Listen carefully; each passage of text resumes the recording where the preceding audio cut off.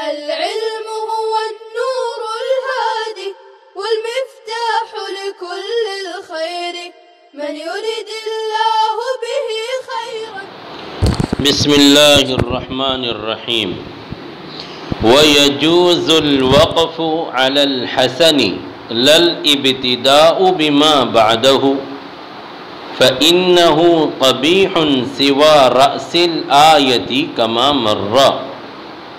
فالابتداء حيثما يحسن إما بالإعادة به أو بما قبله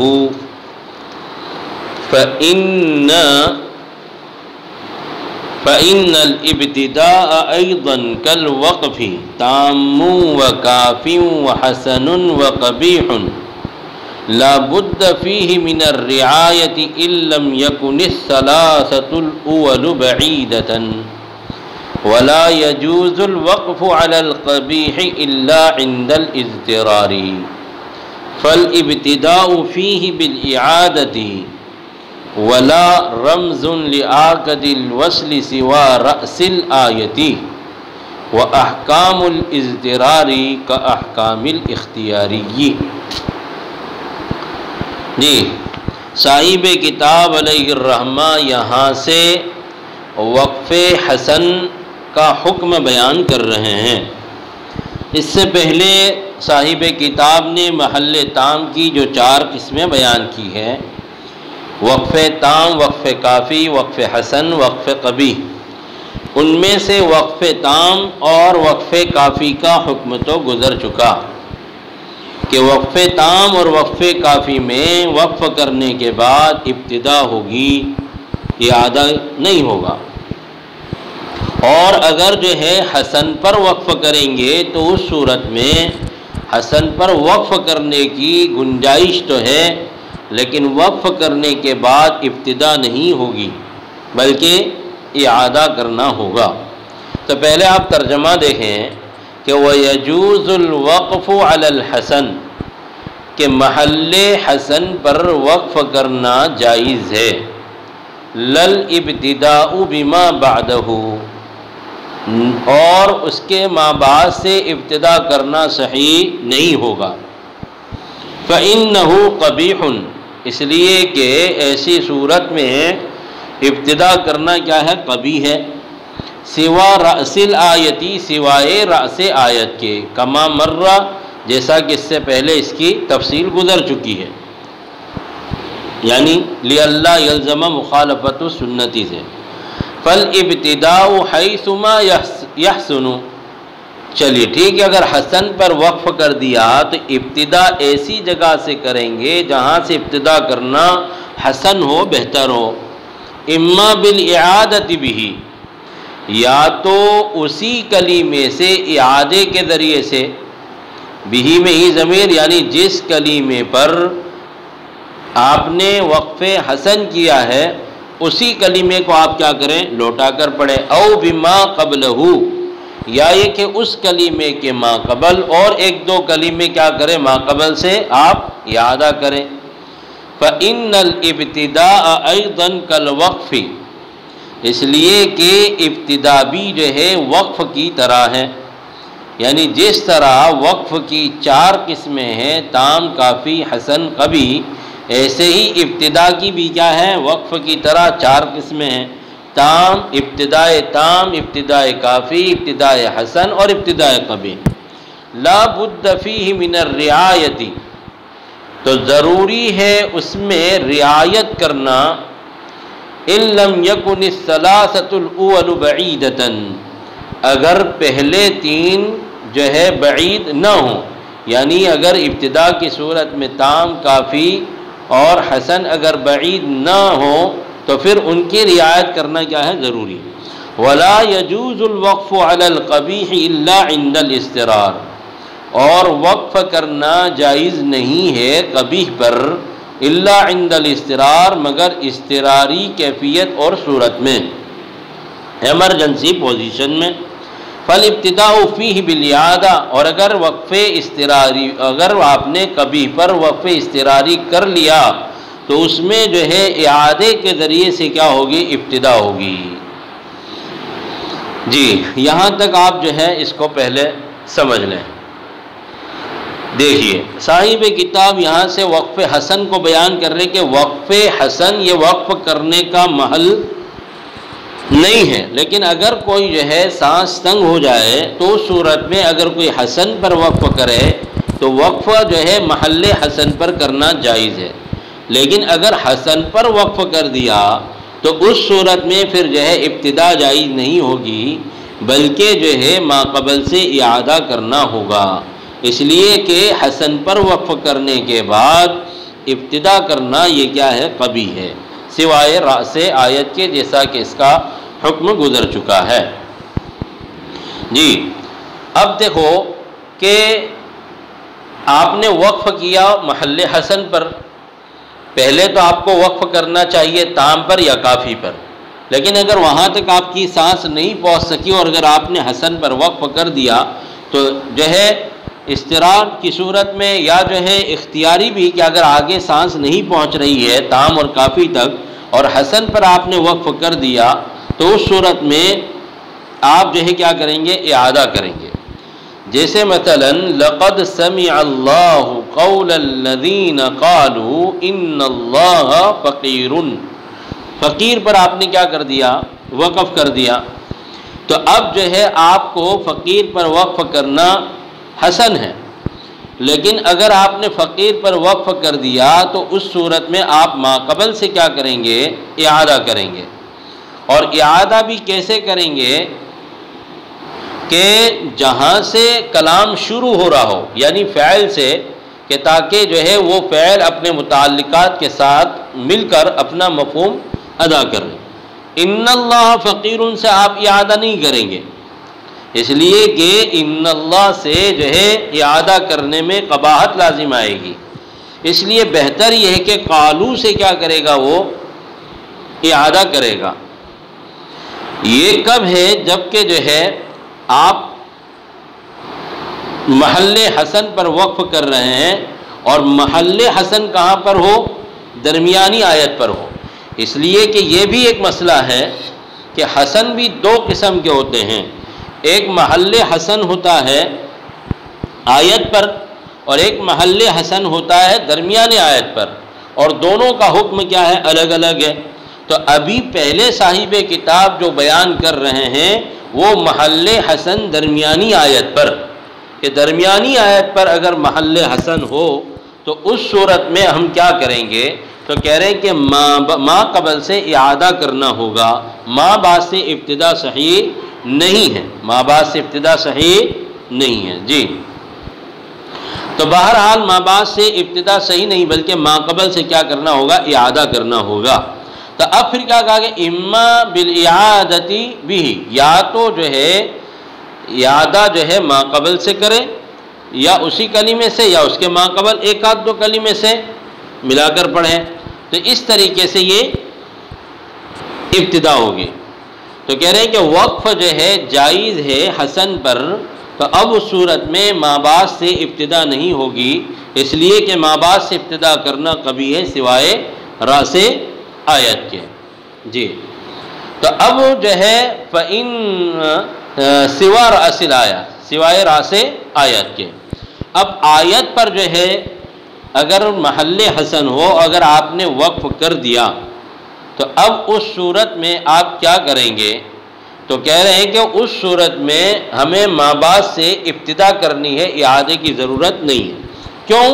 آیت ہونے کی وجہ سے، اس لیے کہ ہر آیت پر وقف کرنا یہ ثابت من النبی صلی اللہ علیہ وسلم ہے۔ اگر آپ نے آیت پر وقف حسن تھا اور جو ہے آپ نے وہاں پر وقف کر لیا تو اب آیت ہونے کی وجہ سے ما بعد سے ابتدا ہوگی، ما قبل سے اعادہ کرنا صحیح نہیں ہے تاکہ سنت کی مخالفت لازم نہ آئے۔ جی جیسا کہ اس سے پہلے گزرا ہے، فالابتداء حیث ما یحسن، اور ابتدا بھی کیسے کرے گا؟ جہاں سے ابتدا کرنا اس کے لیے حسن اور بہتر ہو۔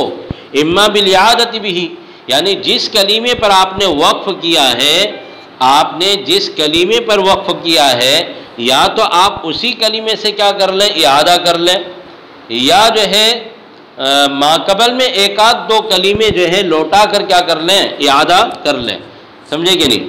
مثلا آپ نے جو ہے پڑھا تھا کہ لقد سمع اللہ قول الذین قالوا ان اللہ فقیر، تو اب جو ہے فقیرن سے اعادہ کرنا کہ بھئی لقد سمع اللہ قول الذین قالوا ان اللہ فقیر، فقیر پر آپ نے وقف کر دیا اور یہ درمیانی آیت پر ہے اور یہ حسن ہے، لہذا فقیر سے وقف کرنا صحیح نہیں، اعادہ کرنا صحیح نہیں ہے، ان اللہ سے بھی اعادہ کرنا صحیح نہیں ہے، اس لیے کہ ان اللہ یہ کسی اور کا مقولہ ہو جائے گا، یعنی ایسا وہم ہو جائے گا، تو بہتر یہ ہے کہ قالو سے کیا کرے گا، وہ اعادہ کرے گا۔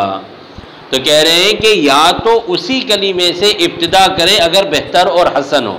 تو اب جب ہم نے اس مثال کو آپ کے سامنے رکھا تو ہم نے اس کے معنی میں غور و فکر کیا، تو فقیر سے جو ہے فقیر پر وقف کیا، اور اسی کلمے فقیر سے اعادہ کرنا صحیح نہیں ہے، ان اللہ سے بھی صحیح نہیں ہے، تو بہتر اور عمدہ یہ ہے کہ قالو سے کیا کرے گا، وہ اعادہ کرے گا، تاکہ اعادہ بھی کیا ہو، بہتر ہو۔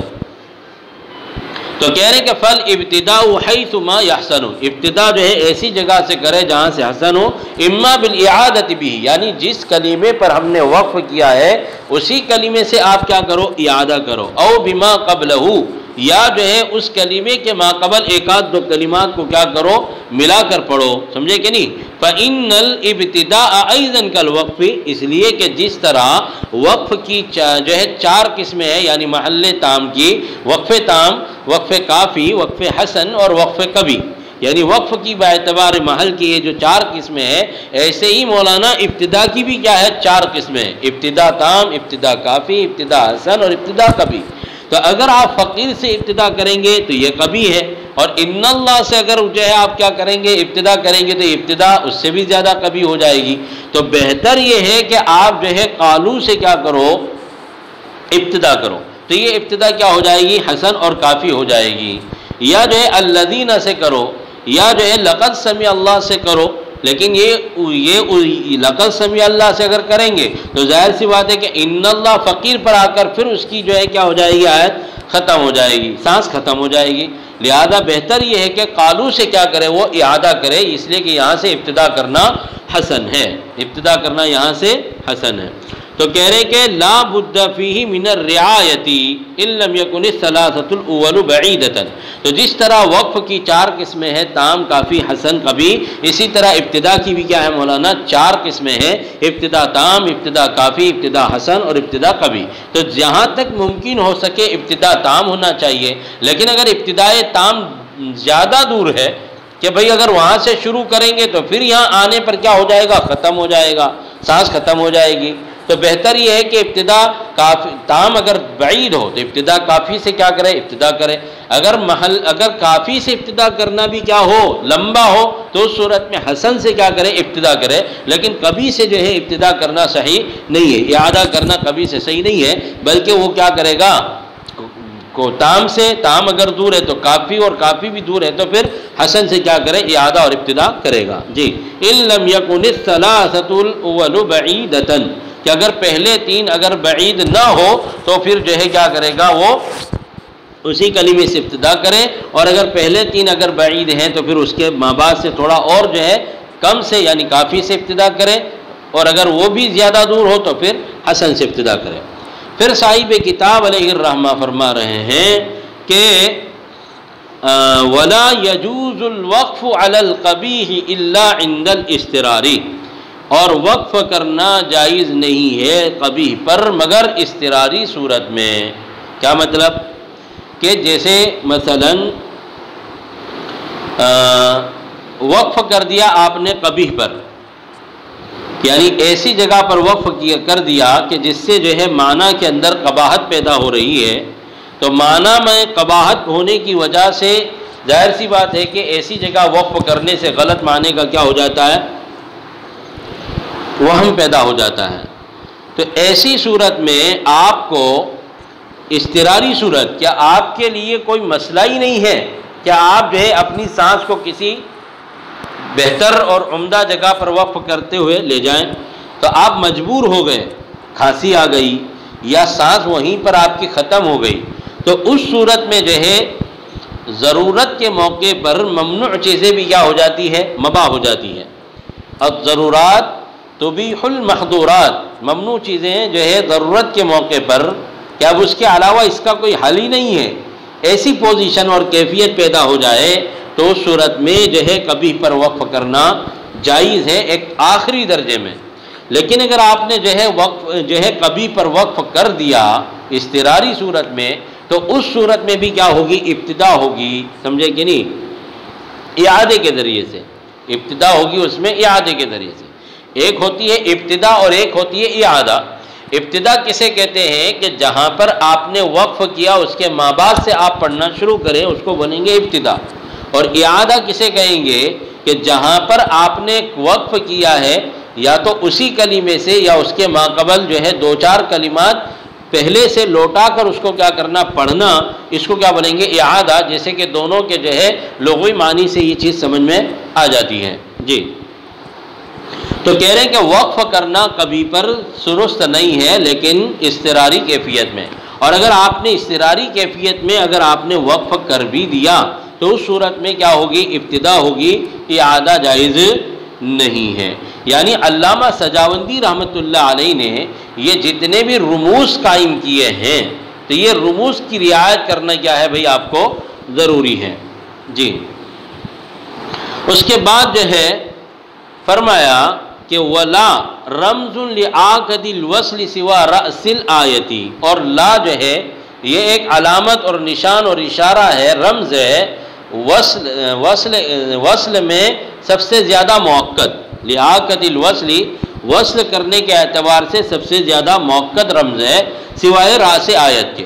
پتہ چلا کہ راس آیت پر بھی رمز لا ہو سکتا ہے اور کہیں پر درمیانی آیت پر بھی رمز لا ہو سکتا ہے، یعنی لا کے لیے آیت ہونا ضروری نہیں ہے بلکہ درمیانی آیت پر بھی ہو سکتا ہے اور آیت پر بھی ہو سکتا ہے۔ درمیانی آیت بھی ہونا ضروری نہیں ہے بلکہ آیت کے تمام ہونے پر بھی یہ لا کا رمز ہو سکتا ہے کہ اگر جو ہے آپ ایک ایک آیت کی وضاحت کر کے پڑھ رہے ہیں تو اس صورت میں تو آپ کو وقف کرنا چاہیے، لیکن اگر معانی اور مطالب اور مفاہیم کے اعتبار سے قرآن کریم کی تلاوت کر رہے ہیں تو اس صورت میں ایسی جگہ پر جو ہے اگرچہ آیت ہو تو بھی وہاں پر کیا ہونا چاہیے؟ وصل کر لینا چاہیے، سوائے رأس آیت، سوائے رأس آیت کے۔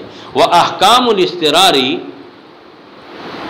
کا احکام الاختیاری، اور وقف اضطراری کے جو احکام ہے وہ وقف اختیاری کے احکام کی طرح ہے۔